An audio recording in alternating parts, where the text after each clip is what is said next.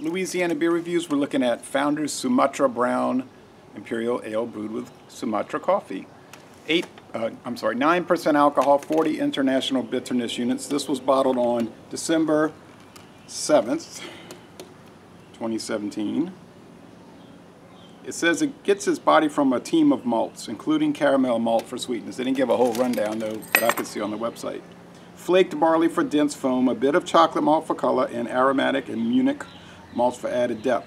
Well, that might be all of them, okay. German and Perle hops add a touch of bitterness to balance the sweetness. And then the rich Sumatra coffee. I didn't see a list of ingredients on the website, but this is probably all of them. Or it could be.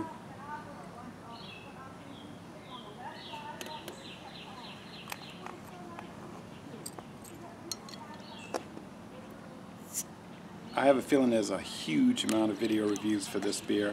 I've heard about it and I just finally got it. I hadn't seen it in order to buy it, but now it's here. So nice smoke. I like coffee. I'm no coffee expert as far as saying this one and that one and this, you know, I just drink it. I really am not any sort of connoisseur. That's an extremely thick ivory head of foam and a cloudy with many chunks. There's many chunks throughout this rust brown appearance.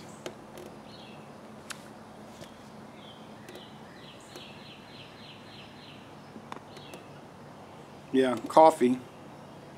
Noticeable coffee, and I like these coffee beers. Some have a real strong coffee flavor and aroma, and some don't, just have a shade of it. This has a pretty good amount.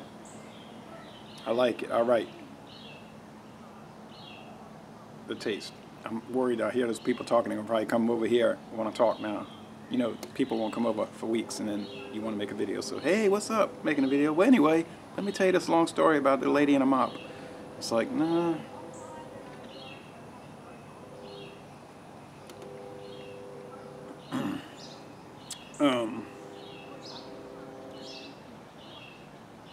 Same thing happens with phone calls. People do call me sometimes. Unfortunately, it's always the marathon callers, you know, the open-ended discussion callers. They're gonna, if you don't kind of head them off at the pass, they're going for hours. You know the type. And I don't want to rant about that. You know, same thing on Facebook. Like the people that do try to contact you for chatting, I mean, they're really deep into, they're deep speculative, advanced, past masters of chatting. You know, and they always want to do the open-ended chat. What's going on? And I have on my Facebook page, I am not chatty. But they must read that wrong and think it says I am profoundly chatty. But anyway,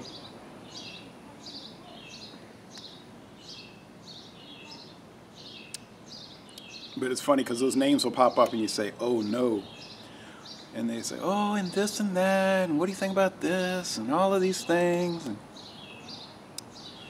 I'm just sitting there like, no. All right.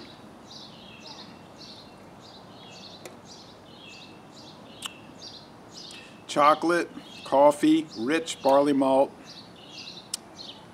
bread crust, sweet sugar, cream, all those elements. Wonderful. 9%, and the booze does not show through. Same thing, I always say these ales, the high gravity 9-10% ales, they don't seem too strong. You get a high gravity lager, and they just gag you, you know.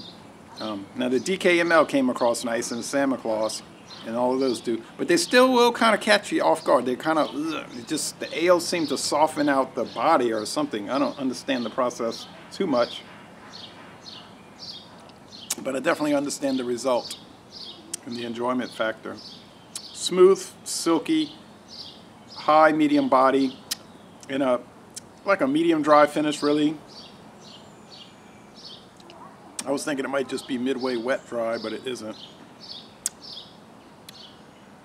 On the sweetness scale, Cyclops scale, it'd probably be 4 out of 5 sugar cubes. On the bitterness scale, look, this is not a bitter beer. If you're looking for bitter, high hop things, and you know, this isn't going to work. I would say it's probably 2 out of 5 hop cones on the bitterness scale, using that Cyclops viewpoint. I just don't think it tastes bitter. Maybe a little, yeah, 40 IBUs, that's about right. Maybe a little acrid from the roasty notes. There's just the slightest bit of burn from the really deep roasted malt and coffee grounds. But it's not heavy or off-putting or unfavorable. Nice lacing too. I see why they're saying 99 out of 100 on rate beer. It really is fabulous. 81 out of 100 on Untappd, that's craziness. I would give that to Red's Apple Ale. Like a B-, you know, it's marginally good. This is outstanding. It's not world class, but man, it's near 100. It's 97, 98 out of 100. And why is that? It has no noticeable flaws. Even that burn I'm talking about is not a flaw, it's just a character. And if I can't find anything wrong with the beer, why would I give it a bad score? So let's say 98 out of 100. Outstanding, nearly perfect. Why isn't it 100 out of 100?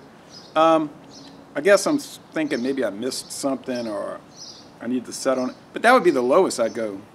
I mean, if I'm, you know, ripping its guts out, I'm going to say 98 out of 100. It ain't that good. You know, that's what I mean. If I was having an attitude about it, I'd say 98 out of 100. So we're saying at least outstanding and possibly even higher. A fabulous beer. And for the price point, come on. It's wonderful. I don't know what I paid. It was like $2.50. Might have been less. I don't remember the price because you know what? It wasn't remarkable. It wasn't a high price that would stay in my mind. Well, looks like I better get off now because we're starting with the power equipment. You know what I mean? So, laissez-les bon temps relais. Fabulous beer. And, well, let them work. I'll taste some of these crackers. I got this one with the Yamasa soy sauce. The Spam. Not with the metal pieces in it, but the black pepper Spam. Some Swiss cheese. Oh, no. That's working really well. But then, it usually does. And I'm going to end this review by saying, y'all come on down, laissez-les bon temps relais, and y'all come on down to southeastern Louisiana.